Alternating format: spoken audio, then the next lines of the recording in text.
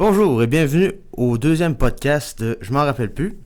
Ici c'est Anne-Céric Grunert-Fizette, membre de la communauté de l'association Les Deux Rives, en compagnie de Simon Demers, intervenant à l'association, et Olivier, directeur adjoint. Bonjour messieurs. Bonjour. Salut. Ça a été un peu plus long pour sortir le deuxième épisode parce que je reviens de voyage. Ben justement, je voulais en profiter pour qu'on puisse parler un peu de ça. Je pense que c'est un bon sujet parce que souvent, quand on parle de TCC, on parle de deuil, on parle d'isolement, on parle d'handicap, mais souvent, on oublie que la vie continue. Hein? Puis qu'il y a des choses qui peuvent persister, puis continuer, puis on peut continuer à avoir une qualité de vie quand même. Je voulais savoir comment ça s'est passé ton voyage, puis est-ce que tu te verrais comme capable de refaire ça, puis est-ce que tu as des choses que tu changerais, des organisations que tu changerais, des choses que tu... Parle-nous-en. Et les voyages que j'ai faits après mon traumatisme chronien, que là, j'ai refait différemment, mais celui que je viens de faire, je suis parti 3 semaines en Allemagne avec mon père et ma mère. On s'était loué une voiture, mais eux savent ma condition, ils l'acceptent très bien.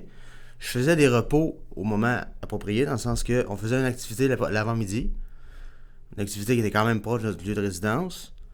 Ensuite, on revenait dîner à la maison, le plus souvent du temps. Je faisais une petite somme d'une heure ou deux. Après ça, on sortait et on revenait vers l'heure du souper. Mais j'avais tout le temps l'occasion de faire un somme si jamais j'avais besoin. Comme par exemple, vu qu'on avait la voiture, si mon père conduisait, quand on se rendait à un endroit où on n'était jamais allé, je m'assisais en avant, m'occuper du GPS parce que mon père était nerveux et ma mère comprenait moins. Mais lorsqu'on revenait et qu'on avait une longue distance à faire facile, je m'assisais en arrière, je dormais, comme ça j'étais prêt pour une autre partie de la journée. Et comme ça, j'ai profité du voyage tout le long. Et, souvent mon père voulait prendre une bière qu'il n'avait jamais bu, mais il y avait souvent l'alternative, la même bière sans alcool. Comme ça m'obligeait pas à me sentir obligé de boire du jus de raisin. Fait que je pouvais avoir le même plaisir de découvrir une bière que mes parents ou mon père. Ok, ben, tu sais, justement, c'est ça que tu nous parlais dans l'ancien épisode que tu avais eu, tu sais, dans le passé, veux pas des moments avec l'alcool, c'était plus. Je pense que tu levais un peu du coude, puis. Mais tu sais, quand même, ça demande une bonne force de caractère, quand même, de se dire, je me lance dans l'Allemagne en plein Oktoberfest, puis je suis capable je vais avoir les outils pour être capable de passer par-dessus ça, puis de juste prendre de la bière sans alcool, là. Ben justement, tu sais, à chaque fois que mon père se servait une bière, je disais, c'est correct que j'en prends pas, mais je vais goûter. Je vais voir la différence. Puis après ça, quand je prenais ma bière sans alcool, c'est la même chose. Ça goûte la même chose. C'est surtout pour le goût. J'aime la bière pour le goût. Parce que j'ai passé l'âge de vouloir me péter à la face à tous les soirs. Puis surtout je savais que si j'exagérais sur une vraie bière, sur de la bière, le lendemain, j'aurais pas pu vivre les belles expériences que j'ai vécues. Comme ça, j'étais sûr d'avoir des belles journées. Mais tu t'es pas dit, justement, tu sais, qu'on parle de dépendance, on parle des fois que ça reste toujours un peu à l'arrière, là. On en parlait en réunion, justement, dernièrement, tu sais, que la dépendance, c'est comme tout le temps un peu comme une sorte de guirlande de Noël, finalement, qui est comme tout le temps éteindue, puis dès que tu retouches un peu à la tentation, mais la lumière, tu rallumes la guirlande, mais comment tu te sens, mettons, que t'es-tu capable de prendre une gorgée d'alcool, puis de te dire, ça va être là ça. Oui. Mais tu te permets-tu quand même parfois de outrepasser tes limites que tu t'imposes, ou comment ça fonctionne dans ta tête? Oui, souvent, quand je suis chez moi, puis je vais décider de prendre une bière, tu sais, c'est chez moi. Mais ça m'arrive plus, quand je suis ailleurs, d'exagérer pour être sûr de ne pas me retrouver dans une situation gênante où je pourrais gêner les autres. Faut que tu sois en environnement contrôlé, là. Exactement. OK. Mais parle-nous le reste de ton voyage, justement. Qu'est-ce que tu as vu? Qu'est-ce que tu as fait? Le reste du voyage, on est arrivé à Francfort, en Allemagne. Là, on a loué notre voiture. Là, mon père s'est rendu compte qu'il n'aimait pas vraiment les grandes villes. Mais ça, on savait déjà. On a fait un trajet d'approximativement 1h30 pour se rendre à la première ville qu'on est resté. On restait juste une nuit. C'était comme un entre-deux avant notre prochaine destination, qui était à une autre 1h30 de route pour pas faire 3 heures dans la même journée. Puis là, on est arrivé à Frampton, qu'on est resté 5 jours. Frampton, ça c'était... On avait un Airbnb dans le fond. On avait un appartement avec chacun une chambre, une cuisine. Puis on pouvait aller à l'épicerie, faire notre épicerie. Puis tout ce qu'on voulait voir de proche était à 1 heure ou moins. Alors on a pu aller... il y avait c'est quoi qu'il y avait pour là, donc? C'est sûr qu'en arrivant, on prenait des photos de n'importe quoi, là. Dès qu'on voyait une montagne, on tripait. toutes les maisons, on les prenait en photo. C'était génial. Après ça, proche de Frampton, c'est quoi qu'on a vu donc? J'ai envoyé mes notes parce que après Frampton, on a tellement vu d'affaires. Mais suite à Frampton, après ça, on est allé au. Mais justement, tu parles de notes. J'ai une question. Est-ce que, dû au TCC, tu es du genre maintenant à prendre des notes quand tu voyages, pour te faire un genre de journal de voyage pour pas oublier ce que tu as vu, pas oublier ce que tu as fait? Oui, il faut parce que effectivement, sinon je prends beaucoup de photos avec mon cellulaire, c'est sûr, c'est pas la top qualité, mais au moins j'ai des photos. Puis si, là c'est ma mère qui prend les notes parce que mes parents sont, avec l'âge à maner, les autres non plus, s'en rappelleraient plus. Là. C'était sur un mois. Là. Fait que on a pris de chaque jour, on faisait un résumé. Ça m'amène une bonne idée. Ce qu'on avait fait, ce qu'on avait vu, le où qu'on l'avait vu. Fait comme ça nous permet de regarder les photos puis de pouvoir mettre les. Ce qui est fun quand tu vois les photos, c'est que tu as la date et l'heure. Fait qu'en regardant les notes que ma mère a prises, on a tout le voyage détaillé. Faut tout remêler ça après. Là. Ouais. Ça nous a permis de faire le. On était surtout en campagne, on était dans un Airbnb. C'est des petites. C'est des choses, c'est sûr que je conseille parce que c'est vrai, des fois on mangeait au restaurant. On se gâtait une fois de temps en temps. Mais, tu sais, manger une fois au restaurant, ça revient à peu près 100 pièces au complet. 70 euros. Tandis que pour 30 euros, t'as ton souper, ton déjeuner le lendemain, plus des lunchs. Puis tu manges jamais pareil. Là. Parce que t'achètes à l'épicerie en Allemagne, c'est de la bouffe allemande. Puis de la charcuterie, on en a mangé. On s'est gâté là-dessus. Puis, mettons que je te reporte dans le temps un peu, le Hans Erik d'il y a 10 ans, disons. 2-3 ans après l'accident. Là. Comment tu. C'est quoi le voyage? Comment ça aurait été le voyage? Mettons que tu serais allé quand même 3 semaines en Allemagne. Après ta réadaptation, comment tu vois le Hans Erik du passé? J'aurais pas vu grand-chose. Ça aurait été une journée, j'aurais bu de la bière, j'aurais dormi pendant 3 jours, j'aurais rebu de la bière, j'aurais dormi pendant 3 jours, j'aurais rebu de la bière, en tout cas. J'aurais. V'là 10 ans, ça, si je serais allé avec mes parents, comme là, eux autres le savaient, m'auraient. Mais j'aurais tout le temps. Je me serais tout le temps astiné pour pouvoir boire de la bière. Parce que là, je sais, j'ai compris que j'ai plus de fun si je fais attention à ma fatigue. Et justement, je m'excuse, Simon, j'ai encore une question. C'est quoi le pourcentage, mais c'est un peu trop précis peut-être, mais de planification que ça prend maintenant pour... Dans le fond, le voyage, tu l'organises vraiment avec tes parents en fonction de tes besoins au niveau fatigue, au niveau, tu sais, auriez-vous plus fait de grandes distances, mettons, si tu n'avais pas eu de TCC, auriez-vous... L'organisation, c'était pas par rapport à ma fatigue. L'organisation, c'est surtout par rapport à ce qu'on voulait voir et on savait qu'on faisait une activité par jour. Comme exemple, une journée, on se levait, on en allait au Nid d'Aigle. Et on savait que c'est ça qu'on faisait dans cette journée-là. Puis aussi... Tu dis, Roger, c'est quoi le Nid d'Aigle? Le Nid d'Aigle, c'est l'ancienne location du chalet d'Hitler dans la Deuxième Guerre mondiale. C'est à 2224 mètres de hauteur. C'est très impressionnant à voir. Puis c'est encore en parfait état ou ça a été conservé? Non, le chalet a été... Tout est rasé. A été reconstruit. Okay. Rénovant, ça a été racheté pour être un restaurant. OK. Mais la vue est encore là. OK. Puis c'est accessible seulement par une compagnie d'autobus qui est en place depuis 60 ans. Puis c'est juste eux autres qui ont le droit de prendre ce chemin-là parce que c'est moins large que leur autobus.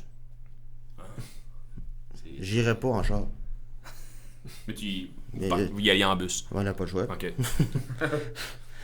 Donc, ouais, tu disais dans le fond que vous avez planifié votre voyage en fonction d'une activité environ par jour. Oui, puis on voulait pas que, comme c'est juste mon père qui conduisait, on voulait pas qu'il soit obligé de se taper des très très grandes, des très très longs trajets en voiture. On voulait que ce soit, parce que faire du char, c'est faire du char. C'est fatigant. Oui. Fait que, on s'arrangeait, c'est pour ça qu'on est resté à 3 places différentes. Des 3 places qu'on avait, 3 places plus qu'une journée. C'est 3 places que nos activités étaient proches après. Puis comme ça, on n'avait jamais jamais plus qu'une heure de voiture à faire. À 1 heure aller. Là. Mais ça, la planification, c'était surtout en fonction de ce qu'on voulait visiter. Parce que pour ma fatigue, on savait comment gérer ça. Tu sais, vu que j'étais avec mes parents depuis l'accident, ils m'ont tout le temps accompagné, fait que T'es avec tes parents depuis X temps. c'est ça.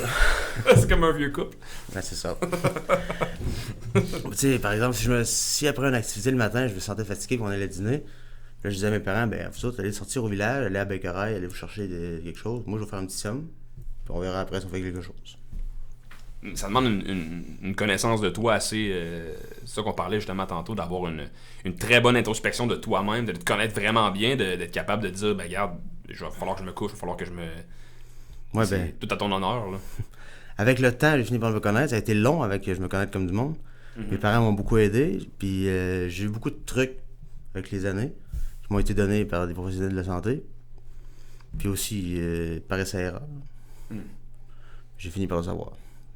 J'ai fini par être capable de profiter à 100% de mes journées, malgré le 80% de l'énergie que j'ai. Et tu sais, une question qui nous revient souvent justement par rapport à la gestion de l'énergie et la fatigue et tout ça, c'est en fait, c'est quoi la part d'orgueil là-dedans aussi qui te fait dire non, je veux pas faire de sieste, je veux continuer à faire comme avant. Tu sais, jusqu'à quel point l'orgueil te fait résister à être capable de gérer ton énergie comme il faut. L'orgueil, c'est plus au début que t'en as. Plus le temps passe, moins ça importe.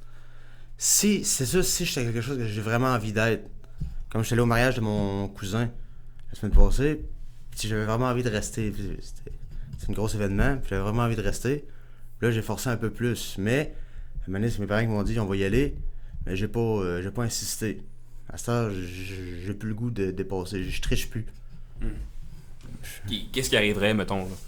Mettons que la soirée de ton cousin, le mariage de ton cousin, t'aurais dépassé, puis tu serais allé plus loin que tes limites.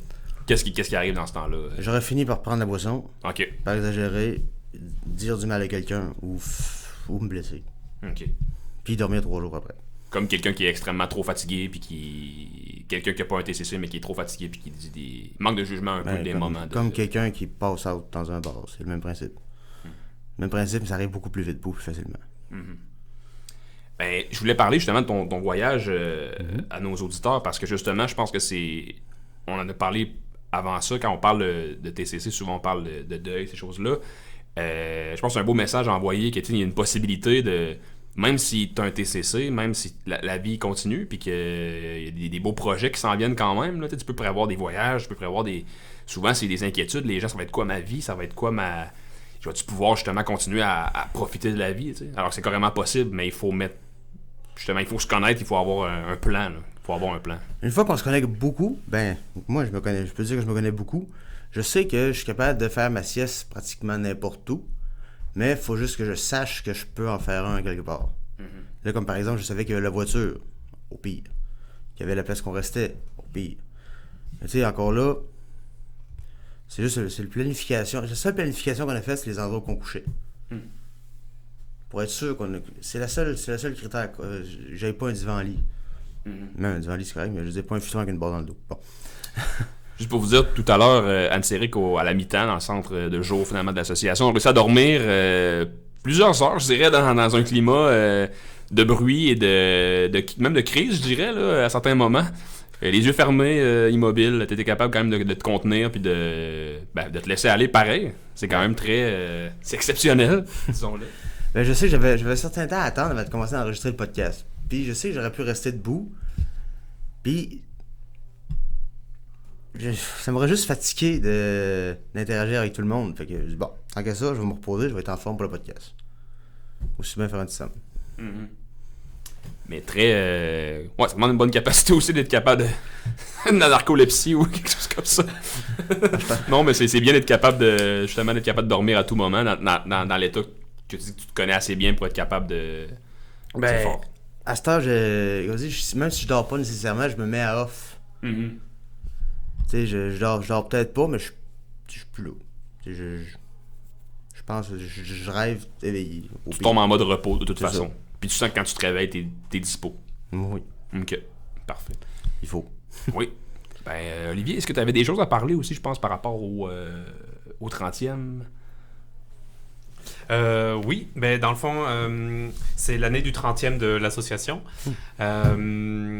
Là, tu m'as garoché ça comme ça, là, je sais Oui, pas trop quoi dire. C'était le but. Donc, c'est l'année du 30e de l'association. Là, ça a été l'association a été créée en 1989 à l'IRDPQ par des membres et des proches TCC. Donc, les célébrations ont commencé le 10 octobre avec un grand souper qui a eu un bal chapeauté qui a eu au Bonne Entente, qui s'est très bien déroulé. Je pense que la majorité des gens ont beaucoup aimé leur expérience, puis ça a été vraiment une belle soirée. On en a profité pour ramasser un petit peu d'argent, parce qu'on voulait en faire un événement aussi de levée de fonds. On a ramassé 5 000 $ dans le fond qui vont aller directement au service aux membres. Puis les festivités vont continuer tout au long de l'année. Là, on va essayer de trouver plusieurs moments où on peut souligner l'événement de façon un peu plus marquée. Comme par exemple, je sais que le souper de Noël des membres va avoir une connotation, une saveur 30e. Le multi-art à la fin de l'année va aussi avoir une saveur 30e. Donc, ça va être important pour les gens de rester connectés là, sur la page Facebook notamment et Instagram là, pour pouvoir voir qu'est-ce qui s'en vient puis qu'est-ce qu'on va faire de spécial. Là. Cool. Ben, merci beaucoup, Olivier. Justement, par rapport à Multi-Art, là, les spectacles, choses là, toi, dans le série que tu participes à ça aussi, tu veux-tu dire aux gens c'est quoi Multi-Art, en fait, avant de... On l'a pas expliqué, je pense, tout à fait dans le podcast jusqu'à maintenant. Bien sûr, je participe au multi-art. Moi, je fais du théâtre, je fais de la danse, mais l'art du multi-art, c'est... Il y a les chorales qui se sont présentées, il y a le théâtre, il y a la danse...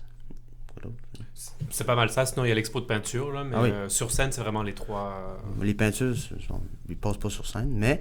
Oui, ils passent sur scène. Ben, ils sont projetés en haut. Les peintures sont projetées sur scène, oui, c'est ça. Mais sinon, il y a du théâtre, de la danse, de la musique en tant que telle. Du chant. Du chant, oui. Mm-hmm. Puis finalement, c'est des prestations que vous pratiquez tout au long de l'année qui sont exposées à la fin de l'année. C'est l'accomplissement d'une année de pratique. C'est ça. OK, parfait. Ben, je pense que cette semaine, ça ferait le tour de ce qu'on avait à discuter. On est déjà à 17 minutes. C'est déjà très bon, je pense, pour un deuxième épisode de podcast. Ben, merci beaucoup, Olivier. Ben, ça fait plaisir. Je voudrais juste rajouter que, oui, allez-y. Que moi aussi j'ai écouté le premier comme tout le monde. Là. J'ai pas assisté à l'enregistrement, je l'ai écouté puis j'ai trouvé vraiment très bon. Puis je trouve que vous faites vraiment ça très bien. Et j'incite vraiment les gens à le partager là, parce que je pense que c'est une belle voix que tu offres à tes semblables, Anne-Céric, puis c'est une belle voix que tu offres à l'association aussi, en fait, que vous offrez à l'association et à la cause, puis je pense que c'est important. Merci beaucoup, j'espère que ton message sera entendu. Puis ça a été bien plaisant, j'espère bien en refaire un de sitôt. Ça devrait être, en fait, on regardait ça devrait être pas mal mensuel, ça devrait être un podcast par mois qui sort environ. Grosso modo tout le temps environ mensuellement, puis dépendamment si tu pars en Allemagne encore, ben là on changera ça, là, on regardera ça comment ça va. On va commencer par payer le premier voyage, c'est ça. Bon, merci à tout le monde, merci, puis à la prochaine. À la prochaine. Au revoir.